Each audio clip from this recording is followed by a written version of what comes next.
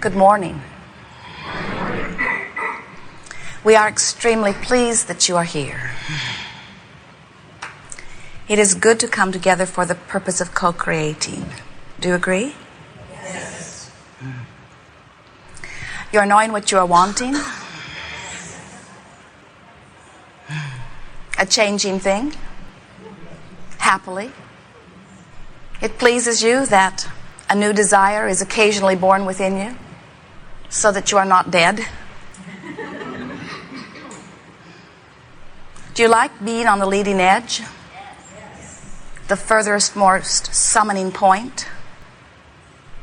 Are you enjoying the variety, your exposure to others who are different, who help you to conclude beyond that which you have already concluded? You enjoying a new insight, a new desire,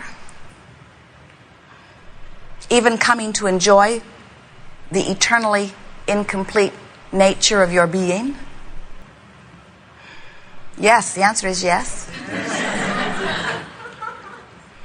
That's the most important question that will ever be put to you, really. Because when you stand in your now, aware that there is something new that has just been hatched within you that you would like to experience, but you're not yet a vibrational match to it, so you are not yet experiencing it fully, is still a dream or an idea. And you are so knowing of the way the laws of the universe work, and so knowing from your past experience that when you ask, it is given, and so it's just a matter of time. And so aware that it's only about modulating your own energy, finding the perfect balance between your desire and your allowing. When that happens to you, then you are standing in the place you planned from your non-physical perspective. You knew that when you ask that it would be given, and you knew that the variety that surrounded you would help you to ask. And you knew that in the moment that you ask, that source would answer, that circumstances and events would begin aligning for you. And you knew that the asking was an important part of the expansion of the universe and of the creation of your life. And you knew that you would have to become vibrationally compliant with your own desire. In other words, you knew that you couldn't want something that you didn't believe. You knew that you couldn't have a part of your vibration wanting, but a part of your vibration doubting. You knew that that misalignment within you would cause enough resistance that it would keep you from your own desire. You knew all of that. And still you said, this contrast is so emphatically important to my birthing of a new idea that I am certainly in favor of the variety which will give birth to the new idea. And you knew that you would have to, once you birthed the idea, find a way to bring yourself into harmony with it. So as we begin speaking to you through this format about the science of deliberate creation, science because it is eternally evolving, we talk to you about directing your thought. We talk to you about identifying your desire. We talk to you about using your comparative experience in order to choose. We talk to you about becoming aware of what you want. We talk to you about deliberately wanting, deliberately guiding your thought. We talk to you about what we are now calling step one, which is the asking part. Ask and ask and ask and ask and get clearer and clearer about what you are asking for. And then we began putting emphasis on step three. What happened to step two, you ask? Step two is not your work. Step one is you ask. Step two is source answers. Step three is your work. You let it in. So we've encouraged you about step one. We've encouraged you to think about what you're doing. We've encouraged you to set your goals. We've encouraged you to identify what you want. We've encouraged you to collect data. We've encouraged you to write it down. We've encouraged you to script it in detail. We've encouraged you to get as clear as you can be about what you want. And now we are encouraging you to understand that once you have asked, that your work about the asking is done, and once you have asked, then relative to anything you are asking for, it's time for you to go past step 2 to step 3. In other words, you don't have to keep asking. Now, you can keep amending, you can keep adding to what you want, you can continue to clarify, because Source never tires of hearing and never tires of answering. But for your own ability to receive, you have to stop asking where it is. You have to stop asking as if somebody needs to hear it one more time, and start trusting or believing or expecting or allowing it to come. That's where people come to say, let go and let God. And you say, well, how do I be a deliberate creator and let go and let God? And we say, the let go and let God is in the stage 3. That's where you relax and trust that what you're asking for has been answered. So if we were standing in your physical shoes, the way we would experience this delicious leading edge time-space reality is we would ask, and then we would work to find comfort in statements about that. In other words, when you ask for something and you feel ease whenever you think about it, then you are asking and you are allowing, and everything is in alignment and it is unfolding for you. But sometimes we see you asking for things that you want to come to you that seem stubbornly not willing, or we see you wanting to get rid of things that seem stubbornly attached to you, and we see you asking and asking and asking and asking, but not getting into the allowing place. And so what we're really wanting you to begin to feel as hands-on deliberate creators is how to ask and how far to go in the asking before you start working on the allowing, and then how far to go in the allowing before you start working on the asking. In other words, is this constant balance between getting clear about what you want and then letting it be, getting clear about what you want and then letting it be, getting clear about what you want and then letting it be. Nothing will ever stand still, and nothing will ever be complete. And so until you get comfortable with that dance, you're not going to be happy in your body. You're not going to be happy in this time-space reality. You're not going to be happy wanting things that haven't happened yet.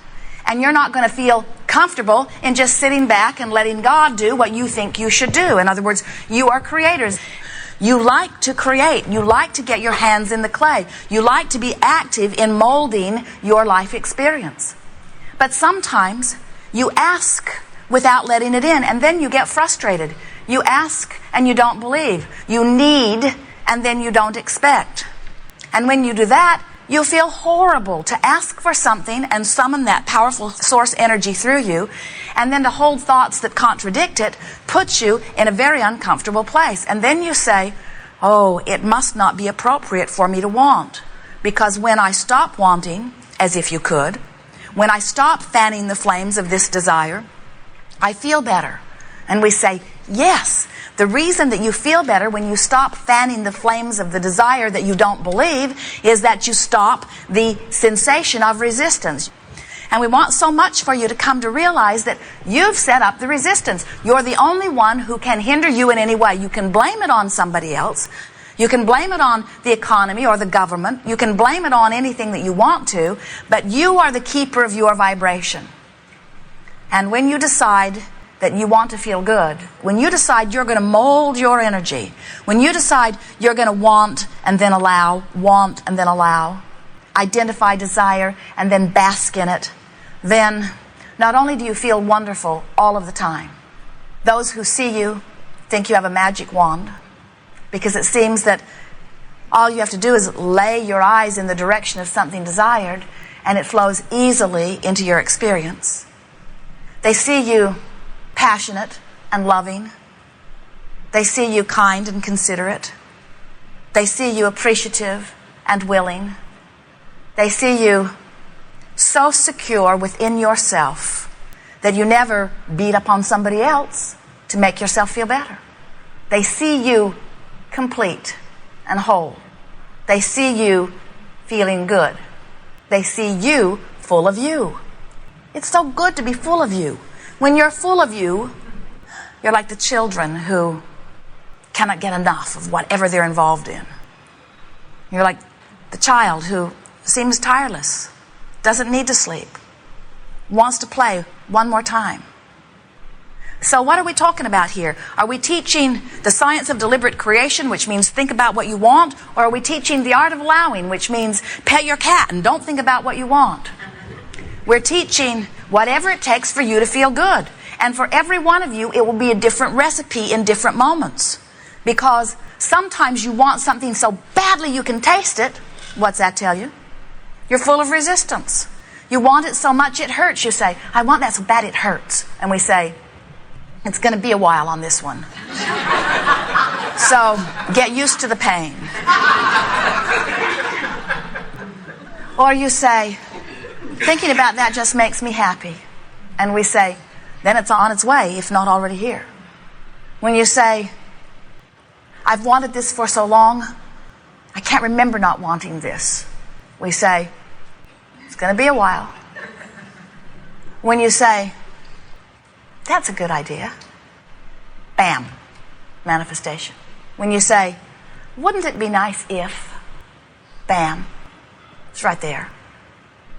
When you say, you know what I really like about that? There it is, again and again. When you say, you know what I really don't like about that? There it is, again and again. In other words, you are the focuser. You get to point your attention in the direction of anything that you choose. And then you got to line up with it. That's all.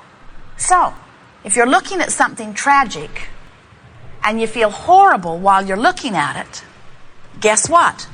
You're lined up. When you look at something not wanted like cancer and you feel horrible as you're looking at it, you're lined up with it. But an easier way to hear that is when you feel bad, you're not lined up with what you do want. In other words, we don't want you to begin to think that there is this source of good and this source of bad. And when you feel good, you're in alignment with the source of good. And when you feel bad, you're in alignment with the source of bad. Although it plays out exactly that way. What we would rather you understand is that there is a stream of well-being. And the better you feel, the more in alignment with it you are. And when you don't feel good, you are somehow doing that thing you do, which is keeping you from being a vibrational match to the well-being that is natural to you, that really is you. So why are you here? It seems like it should have been more. It seems like there should be more to it. It should be more complicated. After all, I've devoted thousands of lifetimes to this understanding. I'm on the leading edge of thought. I paid $150 to get here. Shouldn't there be more to this? And we say, oh, there's a lot more, but it all falls under the category of joy. It's all for joy. It's all for your exhilarating life experience. It's all for our joy. All of this exists so that you can continue to expand in joy. Did we say all of this exists so that you can joyfully expand? Well, the expansion is inevitable. But if joy is your goal, it certainly is ours. Then, and only then, are we able to stay in balance. If you get growth out there as your goal, then you lose your barometer. You lose your sense of where you are in your balance of desire and allowing. Joy has to be the only thing that matters to you, or you'll lose that balance. And oh, heaven help you, and Abraham too, if you ever make growth your goal. Because when growth is your goal, you work so hard, you lose your connection, and then you set up a wall of resistance, and then you ask harder and harder, you work longer and longer, you feel worse and worse, your desires stay further and further away, you walk forward and so do they, you walk forward and so do they. An elusive dream, it seems. But when you make joy your dominant quest, then you can feel, time for me to put more emphasis on the specifics of what I want. Time for me to put less emphasis on the specifics of what I want. And time for me to relax and bask in things already accomplished and things already appreciated.